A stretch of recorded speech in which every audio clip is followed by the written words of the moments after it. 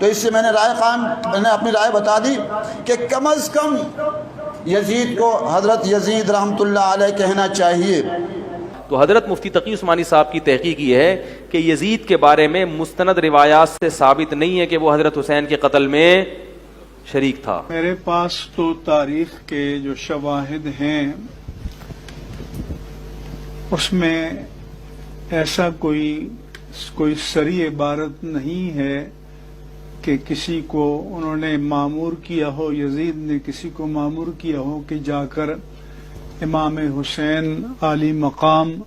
رضی اللہ تعالیٰ عنہ کو معاذ اللہ قتل کر دو۔ انتہائی افسوس کا مقام ہے کہ مسلمان آج اپنے نبی حضرت محمد صلی اللہ علیہ وآلہ وسلم کے نواسے جوانان جنت کے سردار امام حسین علیہ السلام کے قاتل کا دفاع کرنے کے لیے اپنی پوری توانائیاں صرف کر رہے ہیں۔ ناسبیت اور عداوت اہل بیت شاید ہمیشہ سے ان جیسے افراد کے اندر تھی، مگر آج کھل کر سامنے آ گئی ہے۔ ہمیں آج ان مسلمات کو ثابت کرنا پڑ رہا ہے جن کو شیعہ سنی سب مورخین اور محدثین نے نقل کیا ہے۔ یاد رکھیں، بات فقط یہ نہیں ہے کہ شہادت امام حسین علیہ السلام کا ذمہ دار یزید اس لیے ہے کہ وہ اس وقت حاکم تھا، بلکہ کتب اہل سنت میں اس کے مستند شواہد موجود ہیں۔ تاریخ گواہ ہے کہ یزید نے تخت حکومت پر آنے کے بعد سب سے پہلا جو سرکاری حکم نامہ جاری کیا وہ یہ کہ مدینے کے والی ولید ابن عقبہ کو خط لکھا اور اس میں کہا کہ حسین ابن علی سے بیعت لو، اور اگر بیعت نہ کریں تو ان کا سر کاٹ کے شام روانہ کر دو۔ یہ تاریخ یعقوبی میں موجود ہے، تاریخ طبری میں موجود ہے، اور یہ دونوں کتابیں اہل سنت کی ہیں۔ اور اس کے بعد جب امام حسین علیہ السلام عراق کی طرف روانہ ہوئے تو یزید نے ابن زیاد کو سرکاری حکم جاری کیا، اور یہ تاریخ دمشق میں ابن عساکر نے لکھا ہے، انصاب الاشراف میں بلازوری نے لکھا ہے، سیر الاعلام النبلاء میں ذہبی نے لکھا ہے، البدایہ والنہایہ میں ابن کثیر نے لکھا ہے، المعجم الکبیر میں طبرانی نے لکھا ہے، اور دیگر اہل سنت کی معتبر کتابوں کے اندر موجود ہے کہ یزید نے سرکاری حکم جاری کیا ابن زیاد کو اور کہا کہ اگر تم میری نگاہ میں صاحب شرف ہونا چاہتے ہو تو حسین ابن علی کو قتل کر دو اور سر کاٹ کر فوراً شام روانہ کرو۔ آپ کہتے ہیں کہ آپ کے پاس یہ شواہد نہیں ہے جس سے یہ پتہ چلتا ہو کہ یزید نے امام حسین علیہ السلام کے قتل کا حکم دیا تھا۔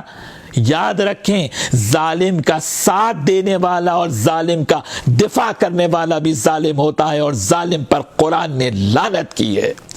اس کے بعد میں حوالہ دینا چاہتا ہوں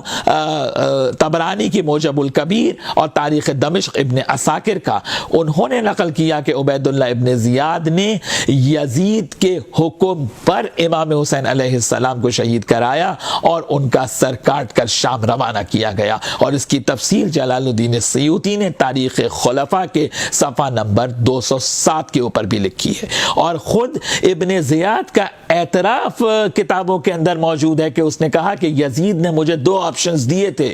یا تو میں حسین ابن علی کو قتل کر دوں یا وہ مجھے قتل کرا دے گا، تو میں نے حسین ابن علی کو یزید کے کہنے پر قتل کرایا۔ یہ خود اعتراف موجود ہے ابن زیاد کا۔ اس کے بعد یہاں پر میں ایک اہم حوالہ دوں کہ جب ابن زبیر نے مکہ میں لوگوں سے بیعت لینا چاہی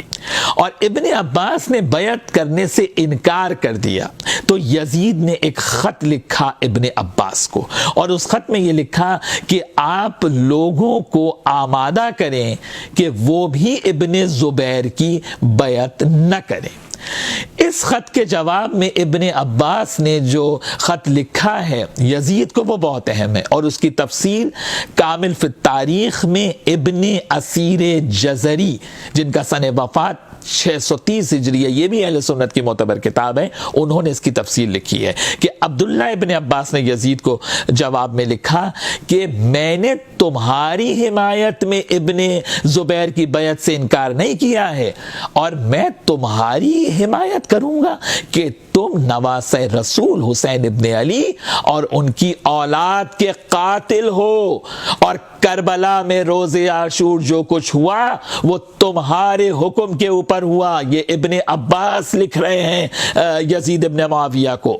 اور اس کے بعد کمال یہ کہ جب مجرم اعتراف جرم کرے،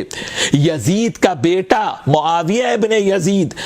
جب اس کے بعد حاکم ہوا تو اس نے جو پہلا خطاب کیا، ابن حجر نے سوائق المحرقہ میں اس کو لکھا ہے کہ اس نے کہا کہ میرے باپ یزید نے نواسہ رسول حسین ابن علی کو شہید کرایا، میرے دادا نے علی بن ابی طالب سے جنگ کی، وہ کہہ رہا ہے، اور ان کو معلوم تھا کہ علی حق پر ہیں۔ یزید کا بیٹا تو اپنے باپ کا اقرار جرم کر رہا ہے، یہ کیسے مسلمان ہیں جو محمد مصطفیٰ صلی اللہ علیہ وآلہ وسلم کا کلمہ بھی پڑھتے ہیں اور ان کی آل کے قاتلوں کا دفاع بھی کرتے ہیں؟ دنیا جان لے کہ ہم امام حسین علیہ السلام کو شہید کرنے والوں اور جو امام حسین کے قتل پر راضی ہے ان پر قیامت تک لعنت کرتے رہیں گے، اور ہم اپنے اس عمل سے، اس عقیدے سے 1 انچ پیچھے ہٹنے کو تیار نہیں ہیں۔